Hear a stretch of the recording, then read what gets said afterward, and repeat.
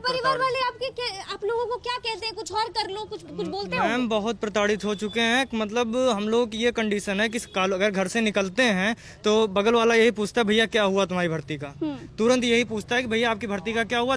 रिश्तेदार वो फोन करके करते हैं कि सबका नंबर ब्लैक लिस्ट में, मैं आपको दिखा सकता हूँ फोन में। कुछ लोगों को मतलब जो लोग ज्यादा फोन करके परेशान कर रहे थे उनका नंबर ब्लैक लिस्ट कर दिया गया है कि मतलब वो लोग पूछ ना पाए। मैम घर से निकलते नहीं है, जब से हुआ है तब से कहीं नहीं, कोई रिश्तेदारी, कोई शादी, कोई बर्थडे पार्टी, कोई कुछ नहीं कर रहा है। सब घर पे बैठे हो। मेरी ये कंडीशन है, सबकी यहाँ पे सब जितने लोग खड़े सबकी सेम यही कंडीशन। कोई अपने घर से कहीं किसी रिश्तेदार किसी के घर पे नहीं जा पा रहा है। मैम बस योगी जी से यही कहना है कि हम लोगों की नियुक्ति करा दें, हम लोगों को नियुक्ति पद जल्दी दे दें। हम लोग बस एहसान उनका हमेशा मानेंगे। जिसके लिए परीक्षा दी, मेहनत किया, रिजल्ट भी आ गया, उत्तीर्ण भी हो गए, पास हो गए ना। उसके बाद भी आप लोग कितना, क्या 1 साल हो गया? 1 साल हो गया। 1 साल हो गया। रिजल्ट आए हुए 1 साल हो गया है और एग्जाम हुए 2 साल हो गए हैं। बताइए, पेपर हुए 2 साल हो गए, रिजल्ट आए 1 साल हो गया, लेकिन आप लोग उस पर किसी का ध्यान ही नहीं है। ध्यान नहीं। मैम मई जून 2018 में हमारी वैकेंसी आई थी। 22-23 दिसंबर 2018 को एग्जाम हुआ था। उसके बाद धरने 8-10 धरने करने के बाद जो है 28 अगस्त 2019 को हमारा रिजल्ट आया था। उसके बाद से हर महीने यूपी SSSC कैलेंडर जारी करता रहा कि हम आपकी डीवी अगले महीने कराएंगे, अगले महीने कराएंगे, डॉक्यूमेंट वेरिफिकेशन, अभिलेखी सत्यापन। और हम लोगों ने हर बार, उन्होंने हमें यही किया। लास्ट में जो उन्होंने मार्च में उन्होंने निकाला हमारे डीवी के लिए प्रोसेस, 1952 लोगों का नाम जो है उन्होंने निकाला 4 महीने के लिए। उनका उन्होंने मार्च से स्टार्ट किया, 12 मार्च से डीवी स्टार्ट की, जुलाई तक उन्होंने डीवी का डेट रखा था। उसके बाद से 17 या 18 मार्च को जो है नोटिस आ गई कि आपकी डीवी स्थगित की जाती है कोरोना की वजह से। फिर हम आगे आपका ये जो भी प्रोसेस करेंगे। मैम अगर जांच जब हो गई थी, डीवी स्टार्ट हो गया एक बार, तो फिर दोबारा SIT कौन सी बैठ गई। जब हम लोग फिर अनलॉक प्रोसेस स्टार्ट हुआ, हम लोग आयोग गए यूपी SSSC, तो वहाँ पे हमें सुनने को मिला कि हाँ यहाँ पे SIT बैठी हुई है भर्ती पे। हम ये जानना चाहते हैं कि पूरे 1 साल से जांच, 22 दिसंबर 2018 से जांच चल रही है, कौन सी जांच चल रही है? सरकार और आयोग की लापरवाही और एक प्रकार से कह सकते हैं कि गैर जिम्मेदारी, कोई जवाबदेहीता नहीं है। सरकार की गलती कैसे आप देख रहे हैं यहाँ पर? जवाबदेही सरकार की है, लेकिन उनकी गलती कैसे, ये बताइए। मैम गलती क्या कह रहे हैं? चुनाव में ले जाना क्या कह रहे हैं? हर भर्ती में चुनाव तक ले जाना चाहते हैं, यही गलती है। चुनाव तक भर्ती कैसे जाएगी? हमें नियुक्ति नहीं मिलेगी तो आगे बढ़ती रहेगी। नियुक्ति नहीं मिलेगी तो आगे बढ़ती रहेगी। में लेना चाहते हैं हर 24 भर्तियों को रोक के रखने का मतलब क्या? 2016 7 भर्तियां रुकी हुई हैं, हर भर्ती को आप 2022 तक ले जाना चाहते हो। इसके पीछे मंशा आपकी क्या है?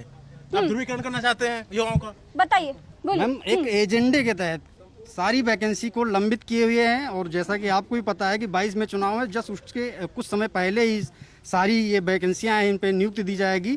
एक एजेंडे के तहत ये वोट बैंक की राजनीति एक प्रकार से हो रही है, ठीक है। दूसरी चीज, आयोग पिछले 4 साल से जो पुनर्गठित किया गया था इस सरकार में, एक भी अंतिम परिणाम आने के बाद एक भी नियुक्ति नहीं दिलवा सका है। इसकी जवाबदेहिता क्या है? आयोग में बैठे कर्मचारियों की कोई जवाबदेहिता है या नहीं, उत्तरदायिता कोई है या नहीं, ये इस पे कौन विचार करेगा? सरकार क्या करते हैं? आयोग का थोड़ी करते हैं हम लोग। चुनाव सरकार, हम जनता दरबार में तो वहाँ कहा जाता है ये स्वतंत्र निकाय है, जब आयोग में जाइए तो कहते हैं सरकार रोक रही है। मैडम बताइए, हम पिस रहे हैं, युवा पिस रहा है इसमें, और ध्रुवीकरण के लिए ये अंतिम सालों में ले जाने के लिए भर्ती को रोके हुए हैं। बताइए, ये लोग इधर जाते हैं तो इधर शोषित होते हैं, उधर जाते हैं तो उधर शोषित होते हैं, और बीच में तो ये कहीं के है ही नहीं, क्योंकि इन्हें कोई अपना मानता ही नहीं है। बताइए, हम इन्हें कोई अपना नहीं मानता। थोड़ी चुनते हैं हम, सरकार चुनते हैं। हम तो अपना सवाल सरकार से पूछेंगे, आयोग से थोड़ी पूछेंगे। आपका पूछने का हक है, सवाल रखने का हक है आपका। तो सरकार को हम वोट देते हैं, हम सरकार चुनते हैं। सरकार हमारी समझ से 4 साल से अगर हमारी वैकेंसी क्लियर नहीं हो रही है तो हम तो सरकार से सवाल पूछेंगे। आप लोग क्या चाहते हैं? एक सुर में आप सभी लोग बताइएगा। नियुक्ति चाहिए, हमें नियुक्ति चाहिए। क्या चाहते हैं आप लोग? नियुक्ति चाहिए। नियुक्ति चाहते हैं। जब तक आप लोगों का हक आप लोगों को नहीं मिल जाता, मैं आप लोगों की आवाज उठाती रहूंगी, बार बार उठाती रहूंगी। क्या बोलना चाहते हैं इसमें, बताइए। सबसे बड़ी बात यह है कि 2 साल 2.5 साल इंतजार करने के बाद एक भर्ती आती है, उसमें तमाम भ्रष्टाचार होते हैं, तमाम सारी बातें होती हैं, कई चरण होते हैं। उसको पार करके जब हम इस कंडीशन में पहुंचते हैं कि अब हमारी नियुक्ति हो, अब हमारी बेरोजगारी का दंश जो हम झेल रहे हैं वो खत्म हो, वो न दूर करके सरकार के अधिकारी एक नया बखेड़ा इसमें खड़ा कर देते हैं, ऐसे पॉइंट छोड़ देते हैं जिसकी वजह से हम आज तक बेरोजगार घूम रहे हैं। मुझे लगता है, हालांकि हंसी के पात्र बनेंगे अधिकारी, लेकिन मैं बात कह रहा हूँ कैमरे के सामने, इन्हें रजनीकांत की रोबोट मूवी देखनी चाहिए और सारा काम चिट्ठी को सौंप देना चाहिए। जब सॉफ्टवेयर से ही काम करवाना चाहिए तो अधिकारी क्यों रखें हम?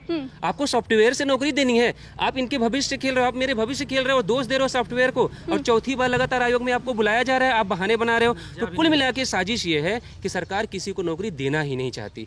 हम पिछले 2 साल से लगातार प्रयास कर रहे हैं, कोर्ट में लाखों रुपए वकील लेते हैं, लखनऊ के बड़े बड़े वकील हैं, उनसे पैसा देके हम लोग किसी तरह से मुकदमा जीते हैं। मुकदमा जीतने के बाद अब ये नया सिलसिला शुरू हो गया है कि राष्ट्रीय पिछड़ा वर्ग आयोग दौड़ो, राज्य पिछड़ा वर्ग आयोग दौड़ो, फिर न्यायालय के चक्कर लगाओ। भर्ती हाथ में नहीं है, अभी भी भर्ती हाथ में नहीं है। लाखों करोड़ों फूकने के बाद भी अभी भी ये उम्मीद नहीं है कि नौकरी मिलने जा रही है। कानपुर से आए हैं आप। जी स्पेशली सरकार को आपके माध्यम से बताना कि हम लोग LT चयनित छात्र हैं जो पिछले 2 सालों से अपनी पीड़ा झेल रहे हैं नियुक्ति ना होने का। LT चयनित छात्र मतलब? जी मतलब हम लोगों का लोक सेवा आयोग द्वारा जो परीक्षा करवाई गई थी उसमें हम लोग चयनित हो चुके, कागजात का सत्यापन भी हो चुका है। लेकिन अभी हुआ क्या कि अभी तब भी फंसे हैं आप लोग, आपका डॉक्यूमेंट वेरिफिकेशन भी हो चुका है। सब कुछ हो चुका है मैम। उसके बाद क्या हुआ कि जो माध्यमिक शिक्षा सेवा चयन बोर्ड है इलाहाबाद में, हमसे बाद में उनकी एग्जाम हुई और आज वो नौकरी कर रहे हैं। हम लोगों को सत्यापन के नाम पे 2 बार रोका गया, अभी भी कोई पेज फंसा दिया गया। तो ये समझ में नहीं आ रहा है कि सरकार अधिकारी को गुमराह कर रहा है या सरकार है गुमराह करने वाले सरकार को, या सरकार अधिकारियों को गुमराह कर रही है। हम आपके चैनल के माध्यम से सिर्फ यही कह रहे हैं माननीय योगी जी से कि जो भी बेरोजगार हैं उनको यथाशीघ्र उनको चयन दें, चयन करके उनका जो है भरण पोषण करने में उनकी जो मदद हो पाए। ये सारी चीज़ें हम आपके माध्यम से कहना चाहते हैं।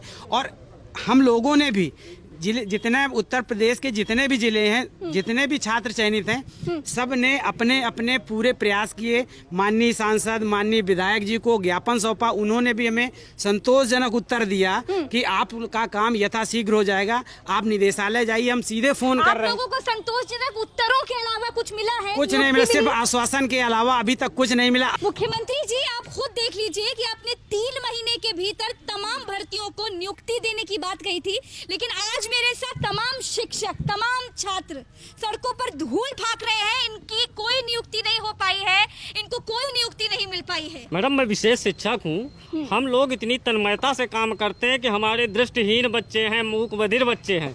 और मैं चैलेंज के साथ कहता हूँ कि उत्तर प्रदेश के कॉन्वेंट स्कूल के बच्चे अगर हमारे बच्चों के सामने अपनी गुणवत्ता में, शिक्षा में आगे निकल जाएं, उस दिन इस्तीफा दे देंगे। लेकिन ये सरकार हम लोगों का ध्यान नहीं दे रही है। क्यों आप लोगों पर ध्यान नहीं दिया जा रहा है? अब ये शासन की मंशा है मैडम। हम लोग इतने वर्षों से लगातार अनुरत काम कर रहे हैं। कितने साल से आप लोग ये लड़ाई लड़ रहे हैं? ये मैडम हम लोग वर्ष 2005 से लड़ रहे हैं, लेकिन शासन ने आज तक हम लोगों की कोई भी बात नहीं सुनी है। 2005 से लड़ाई लड़ रहे हैं आप लोग? जी मैम। और जबकि हम लोगों के किसी से मिले हो अभी तक? हम लोगों ने कई जो है मंत्रियों से मिला, कई विधायकों से पत्र जारी करवाए कि इन लोगों का जो है माननीय मुख्यमंत्री तक हम लोग मिल चुके हैं, लेकिन आज तक शासन ने हम लोगों को बिल्कुल दरकिनार कर दिया है, किसी तरह का ध्यान नहीं दिया। जबकि दिव्यांग बच्चे ऐसे बच्चे हैं जिनके ऊपर कार्य करना, सामान्य बच्चे तो छोड़िए, दिव्यांग बच्चों पे काम करना छोटी बात नहीं है मैडम। जब लोकसभा में आपका मुद्दा उठा, सबसे बड़ा दुर्भाग्य ये है कि जब हमारी योग्यता RCI एक मानक कहती है कि दिव्यांग बच्चों को सिर्फ स्पेशल ट्रेनिंग किया हुआ ही टीचर ही देख सकता है, फिर भी आज जब हमारी भर्ती हुई थी तो 2700 समथिंग कुछ लोग थे, आज मात्र 2200 लोग बचे हैं इस पीड़ा में। और वो भी आज इस स्थिति में लोगों ने छोड़ दिया। मतलब जी मैम, समान काम समान वेतन, ये कागजी बातें हो गई हैं। इन बातों पर कोई अमल नहीं करना चाहता। आपने बड़ी बड़ी बातें कर दी, अब जमीन पर क्या हो रहा है इस बात से आपको कोई फर्क नहीं पड़ता, लेकिन पड़ता है। किन्हें फर्क पड़ता है? इन लोगों को पड़ता है। आप लोग ट्रेनिंग लेकर के आए, आप लोगों ने कितना वक्त दिया होगा ट्रेनिंग कर? एक तरफ आप गुणवत्तापरक शिक्षा की बात करते हैं कि ये विकलांग बच्चे जो समाज में पिछड़े हैं उनको समाज की मुख्य धारा में ले आया जाए, सम्मिलित किया जाए। कैसे? गुणवत्तापरक शिक्षा जब नहीं देंगे आप, हम विशेष शिक्षक हफ्ते में 1 बार या 2 बार विजिट करके उनके विद्यालय पे आधे समय, यानी कि लगभग 1.5 से 2 घंटे हम उनके साथ काम करते हैं और उन शिक्षकों के साथ काम करते हैं जो बेसिक के स्थायी शिक्षक हैं।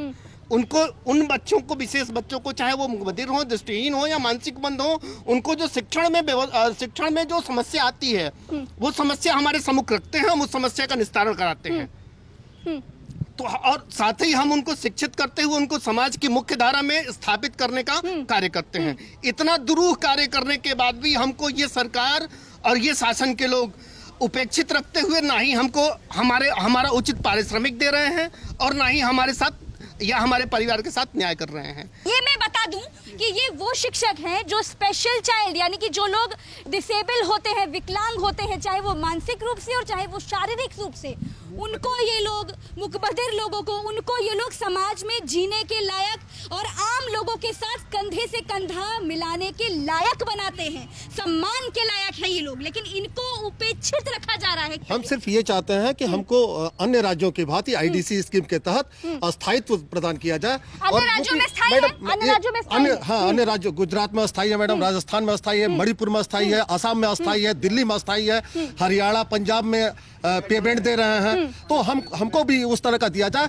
यूपी में मैडम जब ये सर्व शिक्षा अभियान के तहत शुरू हुआ था आईडीसी स्कीम के तहत, तो उस समय यूपी एक मॉडल हुआ करता था। आईडीसी का समेकित शिक्षा का मॉडल हुआ करता था। आज हम सरकार में बैठ करके या हम यहाँ पर लोगों से बात करके इन लोगों को आश्वासन दे सकते हैं, लेकिन फिर भी इन लोगों को उम्मीद बंधी है कि शायद इन लोगों की बात सुनी जाएगी, और ये उम्मीद इनको आपसे है, सरकार से है।